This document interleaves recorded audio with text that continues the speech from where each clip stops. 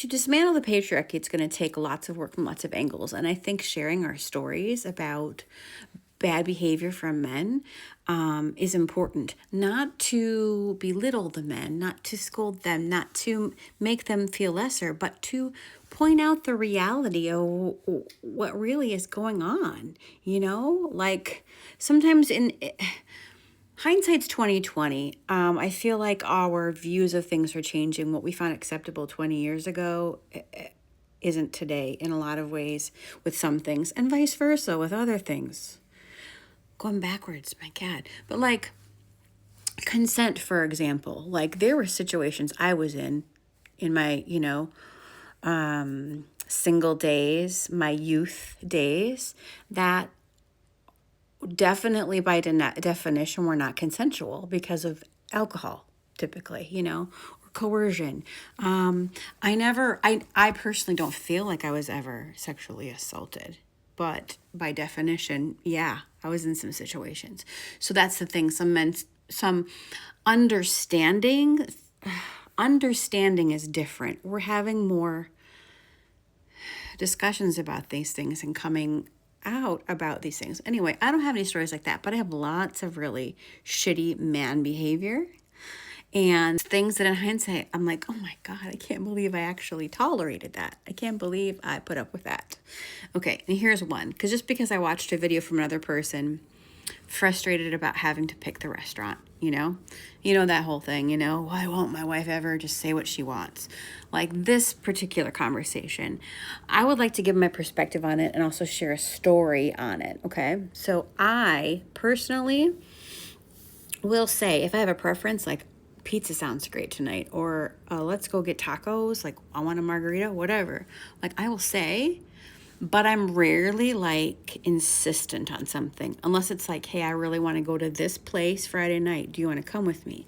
Like, you know what I mean?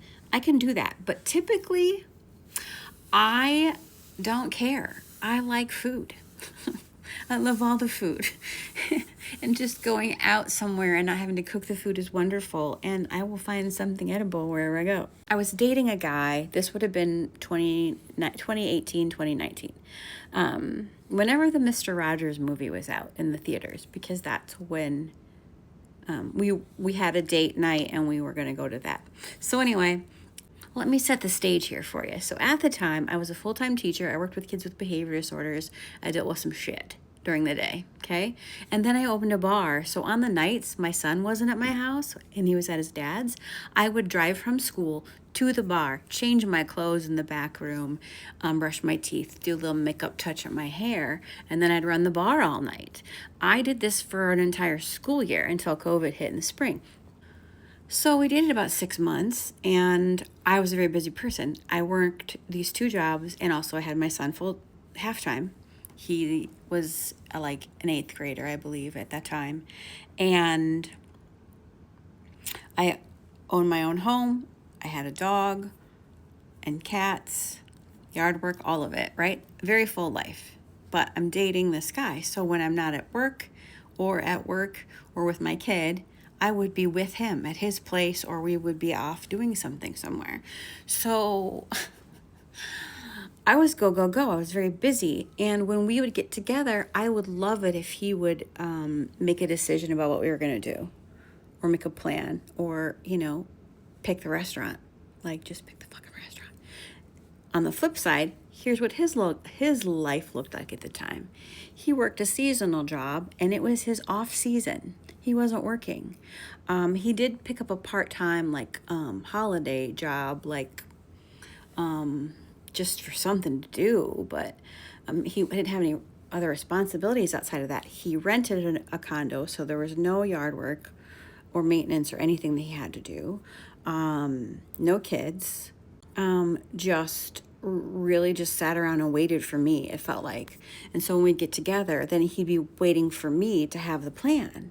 There were multiple arguments that were frustrations over me not planning something.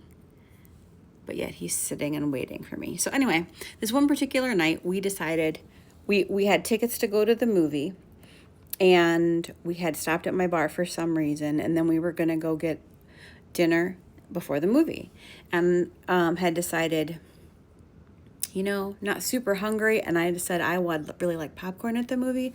So I'd be cool with an appetizer and a drink before the movie. So he wanted me to pick the place. And I kept mentioning different places, and he had different reasons, or I just had that a couple days ago, or this, or whatever. All these reasons why, shooting down my ideas. And I was like, this is why I wanted you to choose. Like, I'm not picky. Clearly, you have some strong opinions tonight about what you want to eat. So you just pick the place. Like, it was really bothersome for him that I wanted him to pick. Like, he could not even hear my perspective on it. There were multiple things where he was like refusing to hear my perspective. And we go to this place with lots of appetizers, and as we're getting we ordered our drinks and got our menus. And before I even look at the list of appetizers, I said that I'm cool with anything but onion rings. And he slams his menu shut and he goes, oh, they don't even have onion rings here. And I was like, what the fuck, dude? I don't know their menu. Like, I'm just saying in general, like, I don't like onion rings. Like, it was just the most bizarre thing. And the bartender was kind of observing and overhearing all this, because it was just the three of us in there at this particular moment, I was like, you know what? Let's just drink these drinks real fast and go. Let's just go home. I'm just not feeling like it. Like, you're not going to talk to me like that.